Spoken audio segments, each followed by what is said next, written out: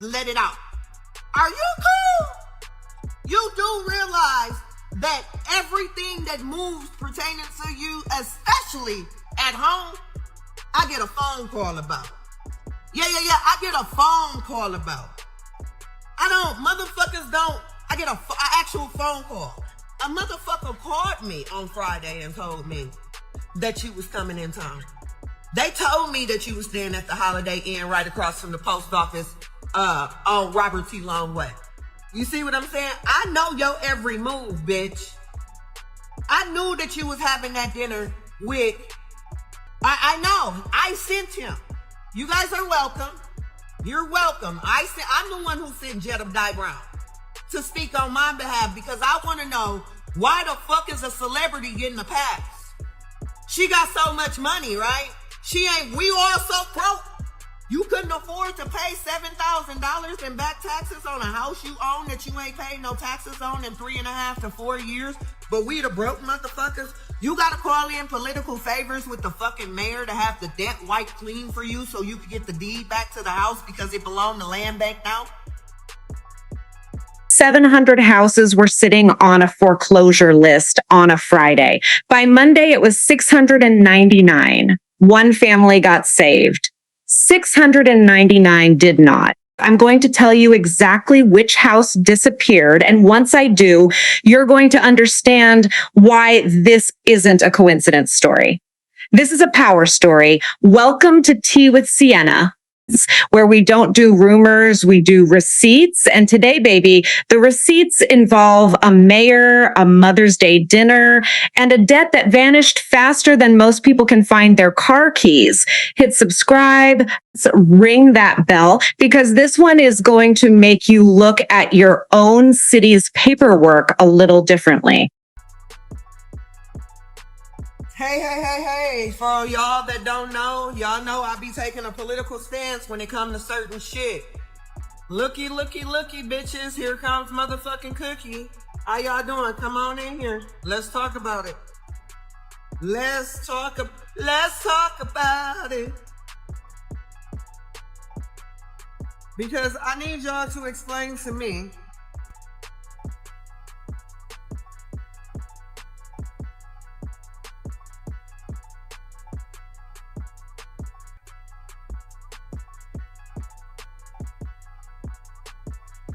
All right, I need for y'all to explain to me how come there are was a total of 700 houses in foreclosure in Genesee County listed at the Genesee County Land Bank right before Mother's Day.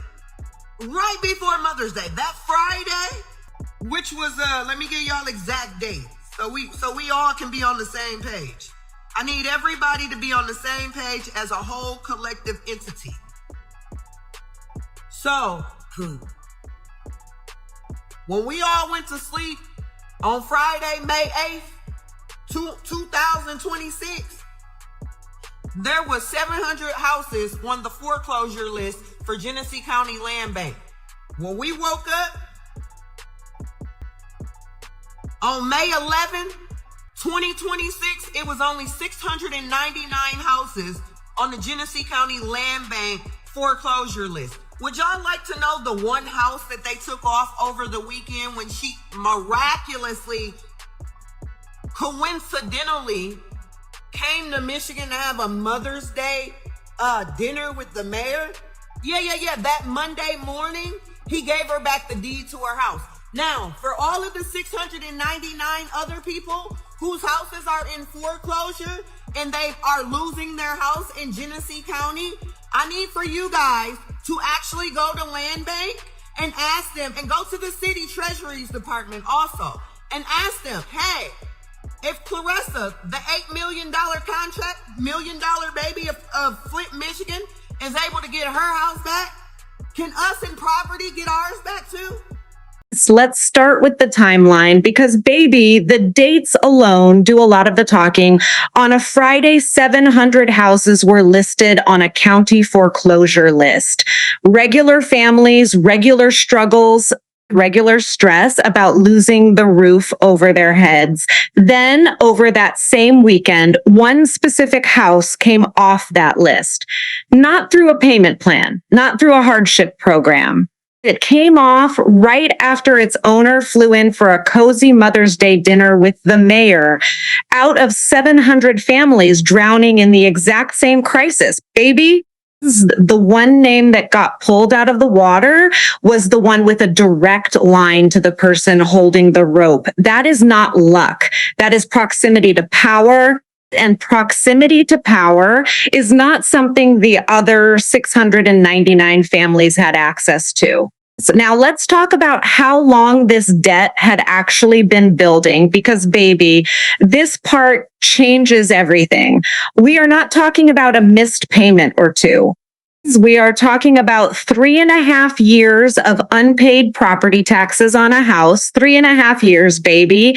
That is not an oversight. That is not life getting busy. That is a pattern that got allowed to exist because somebody assumed it would eventually get handled quietly. And here's the double standard that should really sit with you. If a regular person in that same city missed one single tax payment, they get a warning letter.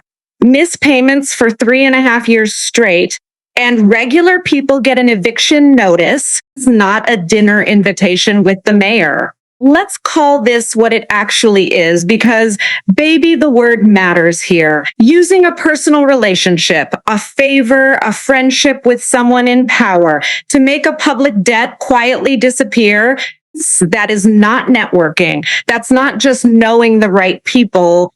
When public authority gets used to solve one person's private financial problem, while everybody else in the exact same situation loses their home, that has a specific name, and the name is not luck, and the name is not coincidence.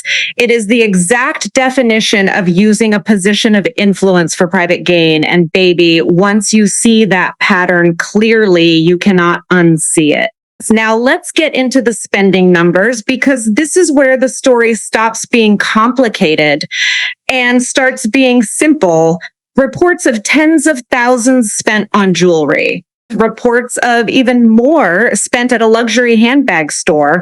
But somehow a 5-figure tax bill, a fraction of that luxury spending, was apparently too much to handle on its own. Baby, when you can find 6 figures for jewelry and handbags, but can't find 5 figures for taxes, that was never a math problem. That was always a priorities problem.